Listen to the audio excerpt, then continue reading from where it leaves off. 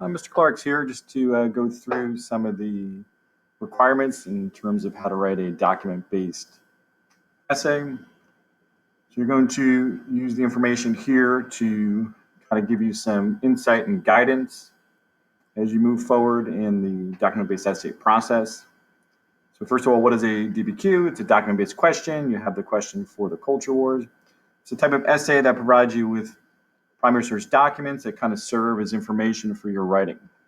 The DBQ does not test your content knowledge, but tests your reading comprehension and analysis skills.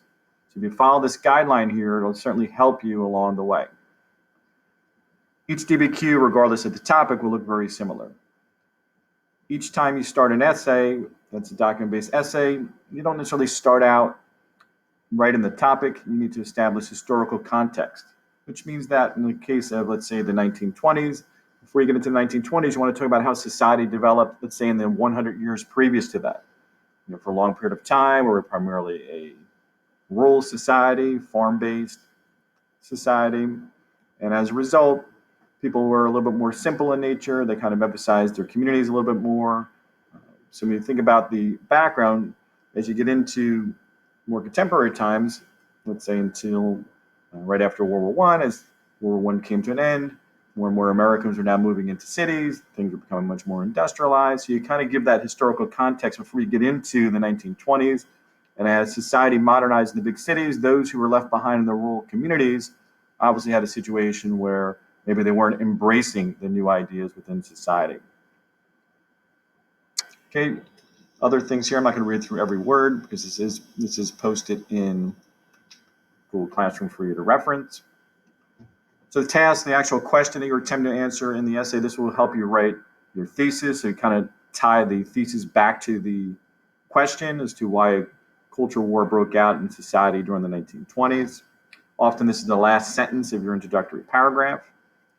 The documents and scaffolding questions. So you basically have the focus questions that kind of helped you to break down the documents.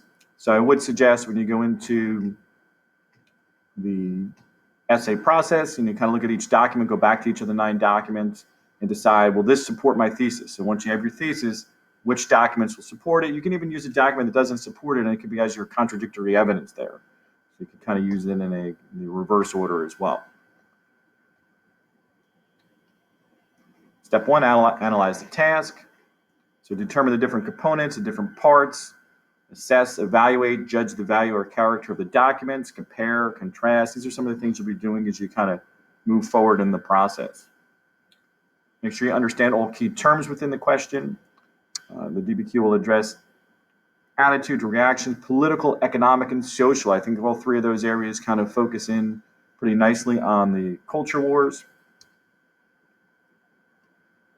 Pay attention to the time period of the documents. In the case here, most of the documents are right there from the 1920s. So for the purpose of a narrowly focused topic like the culture wars, you'll be able to see that kind of references, pretty much just the 1920s. Step 4, read the documents and answer the document-based questions. You've already done that. So by the time you're starting to plan out your essay, you should be basically pretty in depth with the documents at that point in time. So develop a thesis.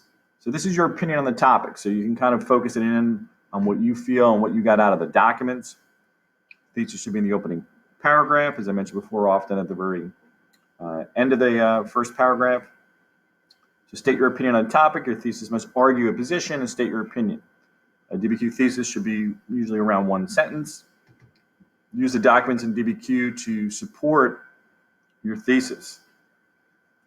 In the case of the culture wars essay, you should probably have minimum of 5 documents. You can use a document more than once, but you have to use 5 different documents. So the majority of the documents must be cited within the essay. 6, outline your essay. So kind of sketch it out, and I'm going to include this for you in Google Classroom. The DBQ essay organizer. So here's where you could draft your thesis, kind of your pre-planning area. Document, this is your first body paragraph, so you put your doc numbers in here, the ones that are going to support it.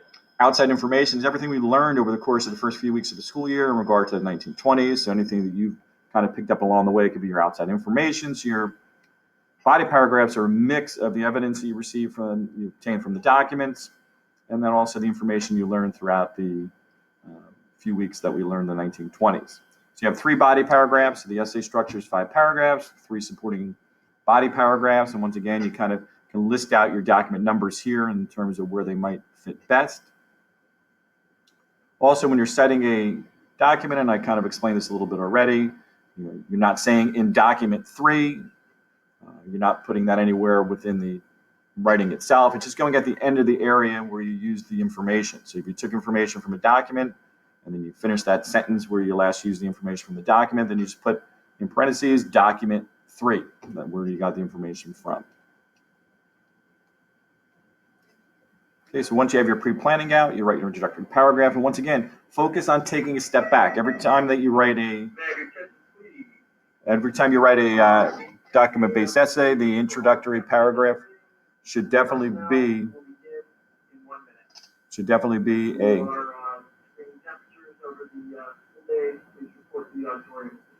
Okay, apologize for the announcement in the middle of my video clip here. So when you look at the introductory paragraph, always take a step back in history, establishing the historical context, kind of giving the background. So anytime you kind of, before you step forward, you want to take a step back and kind of give that content and that kind of analysis before you move into the actual essay and thesis itself. So the thesis almost serves as your transition as you get into the, I guess, the main ideas of your essay. Analyzation is the most important thing in any of these paragraphs you're writing in the body. You're not just simply regurgitating content back to me, so you're analyzing what's going on during those different periods of time. You're looking at it from a social or cultural or economic, perspective. So there's a lot of different things there that could certainly tie you into that. Your conclusion, you kind of restate the main ideas, you kind of take it back to the very beginning, and you kind of make some final conclusions. So for this particular essay on the 1920s, in your conclusion, you're going to relate it to contemporary times.